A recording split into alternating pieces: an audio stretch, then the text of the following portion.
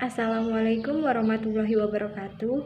Saya Auliananda Pratiwi, NIM 1825007 dari Program Studi Manajemen Semester 5A Universitas Pasir Pengarean.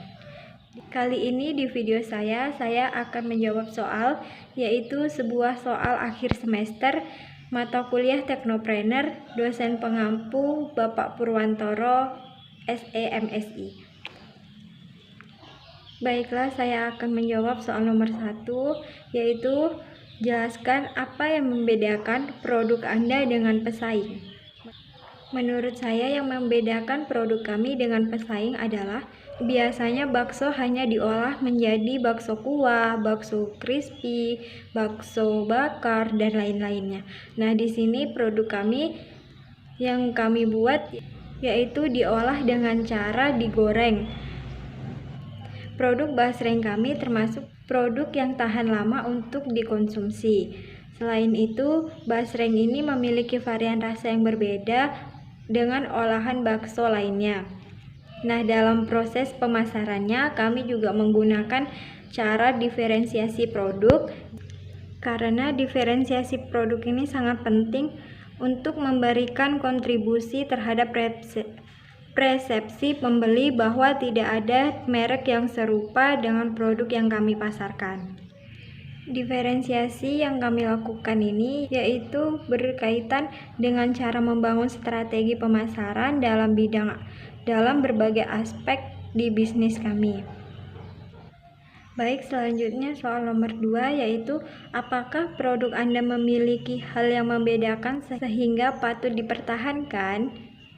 Jawabannya iya, patut dipertahankan karena produk kami belum sangat banyak dikenali orang. Maka peluang bisnis produk kami sangat luas karena belum banyak pesaing. Selain itu, produk kami memiliki lokasi yang sangat strategis sehingga dapat memudahkan konsumen atau pelanggan untuk membeli produk kami, dan kami mudah untuk mempromosikan dan menjual produk kami. Dan dengan lokasi yang strategis, kami dapat menarik pelanggan atau konsumen dengan mudah. Nah, jadi produk kami sangat patut dipertahankan. Baik, lanjut soal yang ketiga, yaitu jelaskan pada segmen mana ide bisnis Anda ini. Segmentasi pasar yang kami pilih yaitu tentu saja pada kalangan anak-anak, remaja, dan juga dewasa. Nah, tetapi segmentasi pasar tersebut kami kerucutkan lagi menjadi anak-anak dan para remaja yang paling utama karena segmentasi pasar tersebut bisa dikerucutkan atau diutamakan dengan memilih para remaja yang sering membeli produk kami. Bisnis kami juga memiliki segmen lainnya. Yang pertama yaitu ada segmentasi lokasi yang strategis, karena bisnis kami bertujuan yang paling utama adalah agar lebih dekat pada konsumen sehingga pengeluaran biaya semua bisa ditekan lebih mudah. Yang kedua yaitu berada pada segmentasi harga. Pada segmentasi ini kami juga menerapkan harga pada setiap produk mulai dari harga rendah, menengah, dan tinggi agar semua kalangan bisa masuk. Selanjutnya soal yang keempat yaitu jelaskan bagaimana cara Anda dapat mencapai target segmen pelanggan dengan biaya marketing message secara efektif. Nah, jawabannya, kami harus memiliki rencana yang jelas untuk biaya yang efektif dalam mengakuisisi pelanggan dengan cara yang pertama, yaitu dengan cara kenali pelanggan. Nah, karena hal ini paling penting dalam melakukan pemasaran adalah riset. Yaitu riset tren pasar, sehingga dapat menemukan segmentasi pasar yang tepat sehingga produk dapat bersaing dan membaca pesaing kami dalam mengembangkan pasarnya. Setelah kami melakukan riset pasar, langkah selanjutnya adalah melakukan promosi atau penyampaian konten pemasaran yang akurat dan diterima oleh pelanggan. Yang ketiga, tempat usaha yang strategis. karena hal ini termasuk poin paling penting dan memastikan lokasi usaha mudah dijangkau oleh konsumen. Yang keempat yaitu kami harus membuat anggaran. Hal ini dapat membuat estimasi biaya untuk iklan di media sosial agar anggaran tersebut berjalan efektif dan tidak membebani. Yang kelima yaitu menjalin hubungan baik dengan para pelanggan ataupun konsumen. Yang keenam, gunakan Google ataupun media sosial untuk memasarkan atau mempromosikan lebih lanjut produk bisnis kami. Selanjutnya soal nomor 5, jelaskan bagaimana Anda bisa membuktikan kelangsungan ide Anda dengan cepat dan murah. Yang pertama, kami melakukan promosi. Contohnya, beli 2 gratis 1 atau buy 2 get 1. Cara kedua yaitu dengan cara memberikan tester kepada setiap pelanggan yang berdatangan. Yang ketiga, mempromosikan dengan harga yang murah. Yang keempat, dengan cara menarik pelanggan dengan cita rasa yang berbeda. Nah, selanjutnya yaitu kami melakukan peningkatan kualitas, di mana produsen meningkatkan daya tahan produk atau dengan meningkatkan keandalan dan kecepatan pelayanan terhadap konsumen. Selanjutnya yaitu peningkatan keistimewaan, seperti kualitas bahan yang ingin diolah, baru keanekaragaman, kenyamanan, dan juga tentu saja varian rasa yang berbeda dengan produk lainnya. Baik, selanjutnya soal nomor 6. Jelaskan bagaimana tentang keuangan atau proyeksi keuangan dalam bisnis ide Anda. Baiklah, berikut proyeksi keuangan kami. Di dalam keuangan kami memiliki aspek keuangan, yaitu di mana yang pertama kebutuhan dana investasi. Di dalam kebutuhan dana investasi terbagi menjadi 3, yaitu ada biaya praoperasi, modal kerja, dan juga ada total kebutuhan dana investasi. Nah, di dalam biaya praoperasi ini yaitu mencapai sebesar 3 juta rupiah yang digunakan untuk proses penyewaan tanah dan mendirikan bangunan. Yang kedua yaitu modal kerja, di mana modal kerja digunakan untuk membiayai seluruh yang mencapai sebesar 10 juta rupiah. Yang ketiga ada total kebutuhan dana investasi yaitu sebesar 13 juta rupiah. Nah, yang kedua ada rencana pembelanjaan sumber dana. Di sini kami memakai modal sendiri. Modal sendiri yang kami dapat yaitu dari gabungan modal kami berlima yaitu sebesar 6 juta. Selanjutnya rencana kebutuhan dana. Di sini kami memiliki aktiva tetap, mana jumlah aktiva tetap kami yaitu sebesar Rp575.000.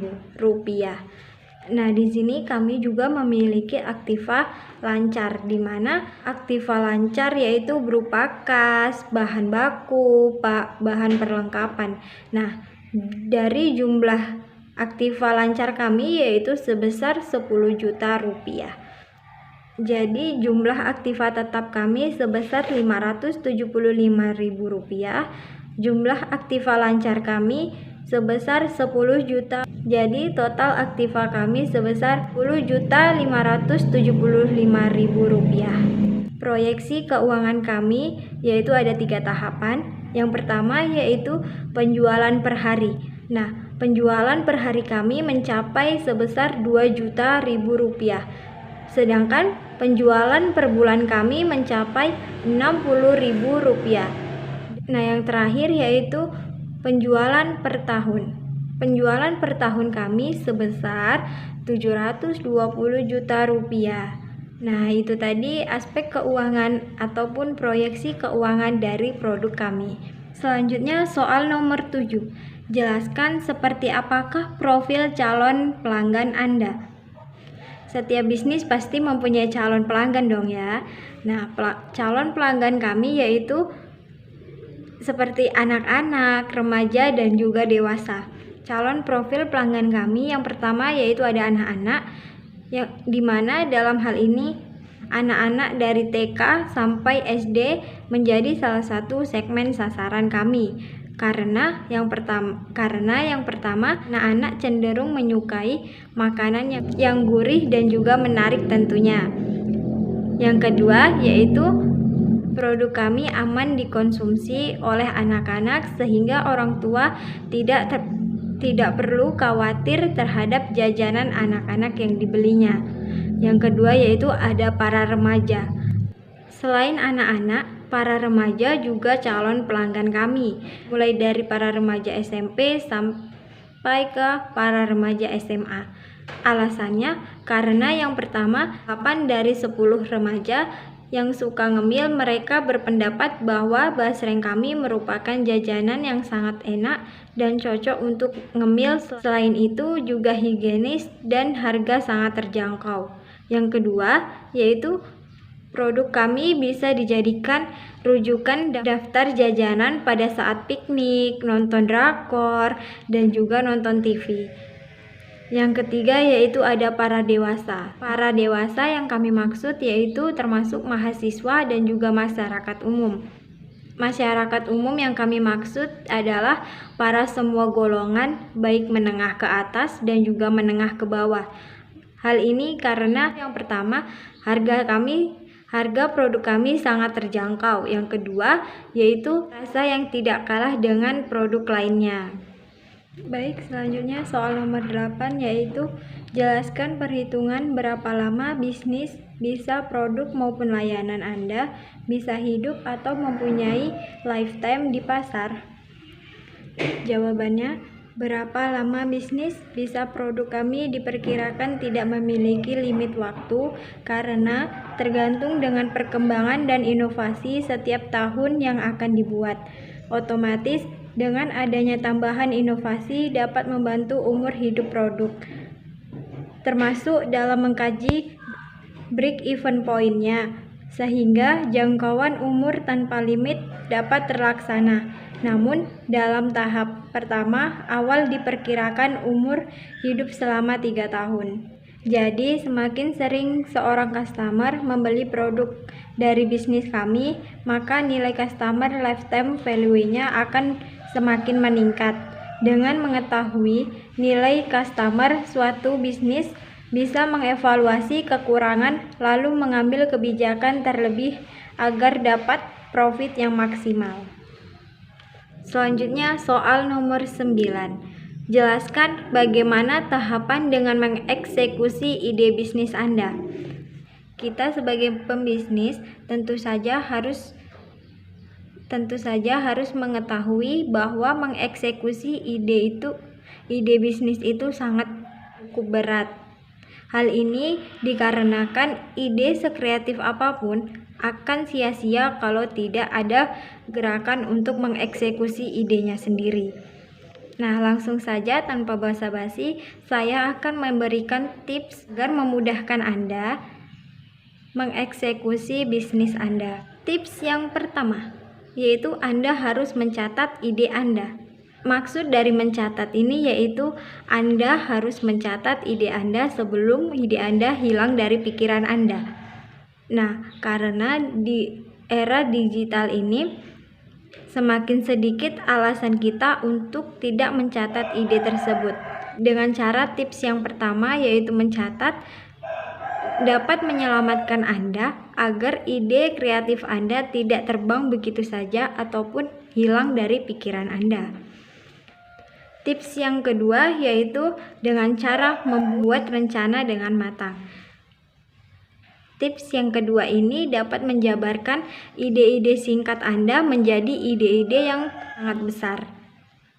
Di tips ini kami juga membuat mind mapping di mana kami mencatatkan poin-poin terpenting yang ingin kami lakukan. Selanjutnya yaitu tips yang ketiga, yaitu kembangkan rencana menjadi to-do list. Cara mengeksekusinya yaitu dengan cara menurunkan rencana yang matang tersebut ke dalam beberapa rencana terkecil. Nah, di sini kamu juga bisa membuat to-do list untuk setiap bagian rencana ide Anda. Tujuannya adalah agar kalian tidak lupa dengan hal-hal yang terkecil yang kadang luput dari rencana yang terbesar. Tips yang keempat yaitu melakukan riset produk dan bisnis. Di tips ini tentu saja kamu dapat mencari informasi melalui media internet ataupun media sosial, dan kamu juga bisa memadukan beberapa produk atau ide kreatif yang sudah ada. Tips yang kelima, fokuskan diri Anda untuk mengembangkan ide Anda. Maksudnya, ada kalanya kamu akan berhenti di tengah jalan saat merealisasikan ide. Untuk itulah, ambil waktu khusus untuk mengerjakan idemu dengan jauhkan diri dari distraksi yang mengganggu. Dan sebisa mungkin Anda harus tahan diri untuk tetap fokus dan tidak mengalihkan perhatian ke hal yang lainnya. Karena kesungguhan mengembangkan ide dapat mempercepat idemu terrealisasi. Tips yang keenam yaitu belajar dari permasalahan bisnis orang lain. Yang ketujuh yaitu melakukan trial and error. Karena berhasil atau gagalnya dalam sebuah eksekusi ide tidak bisa kamu dapatkan dengan secara instan, dan pastinya mengalami kegagalan dalam proses kerja atau berbisnis kadang memang bisa membuat kita berusaha lebih baik lagi di percobaan selanjutnya. Dimana di tips ini Anda diharuskan untuk membuat percobaan pada bisnis Anda. Tips yang selanjutnya yaitu mencari mood booster. Nah, pada saat Anda mengeksekusi ide Anda, sebaiknya Anda beristirahat sejenak agar pada mengeksekusi ide Anda bisa berjalan dengan baik. Tips yang selanjutnya yaitu pamerkan di media sosial. Nah, di media sosial ini Anda bisa mengeluarkan semua karya-karya Anda, ide-ide Anda, produk-produk Anda di media sosial. Baiklah, langsung saja soal yang terakhir yaitu soal nomor 10. Jelaskan apakah bisnis Anda siap menghadapi persaingan bisnis? Tentu saja produk kami siap menghadapi persaingan bisnis.